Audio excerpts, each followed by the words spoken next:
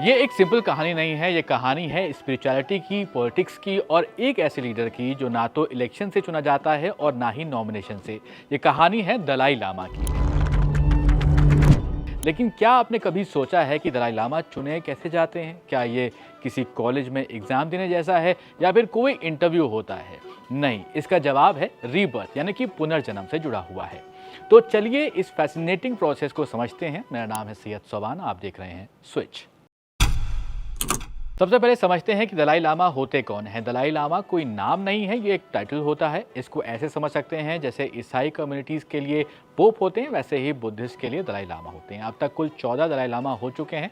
दलाई शब्द का मतलब होता है ओशन ऑफ विजडम और लामा का मतलब होता है गुरु या फिर टीचर। तिब्बतन बुद्धिज्म में दलाई लामा को अवलोकितेश्वरा का री इनकारनेशन यानी कि पुनर्जन्म माना जाता है। यह मतलब हर दलाई लामा पिछले दलाई लामा की आत्मा का ही अगला जन्म माना जाता है, ऐसा ये मानते हैं।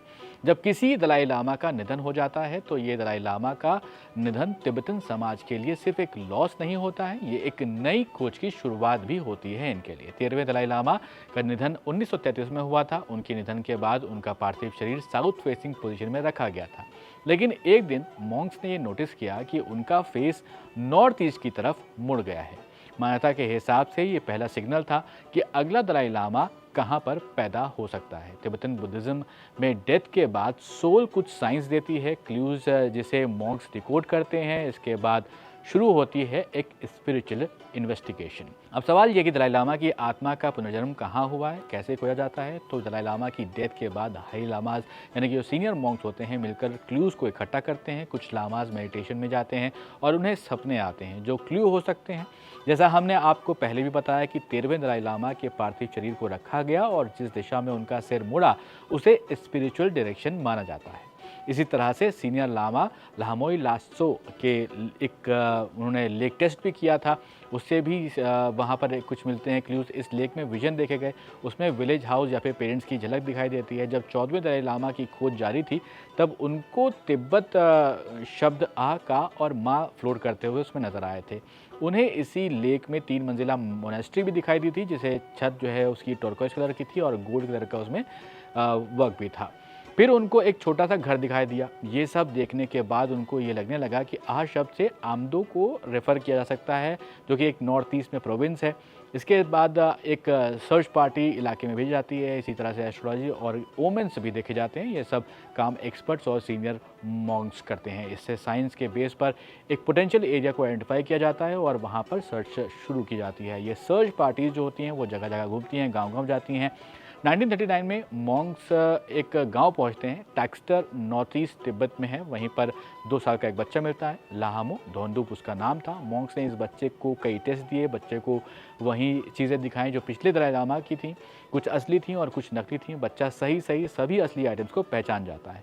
बच्चे का बिहेवियर, बोलने का तरीका और आंखों की चमक भी देखी जाती है। जब सब क्लूज मैच हो जाते हैं तब ये अनाउंस किया जाता है कि ये पुनर्जन्म मिल गया है। यही बच्चा आगे चलकर 14वें दलाई लामा बने थे।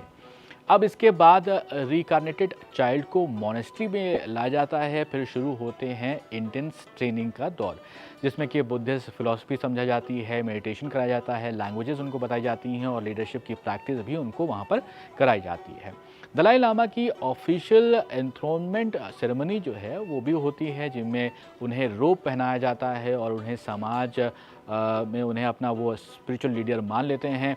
14वें दलाई लामा की कोरोनेशन 1950 में हुई थी जब वो सिर्फ 15 साल के थे। दलाई लामा सिर्फ स्पिरिचुअल लीडर नहीं हैं, वो तिब्बत के सिंबल ऑफ आइडेंटिटी भी हैं। 1959 में जब चाइना ने तिब्बत पर कब्जा किया, दलाई लामा को एग्जाइल में इंडिया आना पड़ा। तब से वो धर्मशाला में रह रहे हैं। अब 14वें दलाई लामा 89 ईयर्स के हो चुके हैं और दुनिया में टेंशन ये है कि अगला दलाई लामा कैसे चुना जाएगा। उनका जन्म अब 6 जुलाई को मनाया जाएगा जब वो 90 साल के पूरे होने वाले हैं।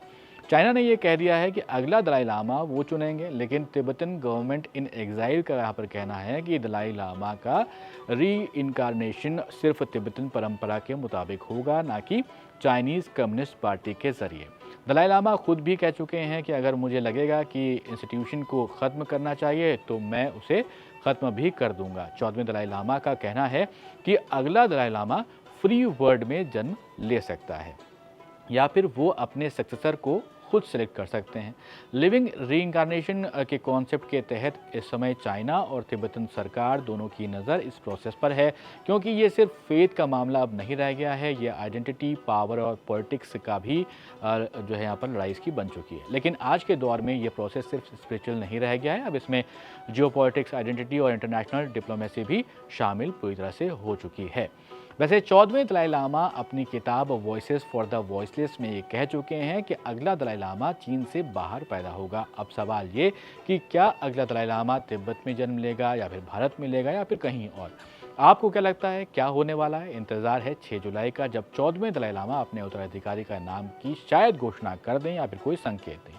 आप कमेंट बॉक्स में ज़रूर बताइएगा आपकी राय क्या है। फिलहाल इस वीडियो में इतना ही। आप देख रहे थे स्विच।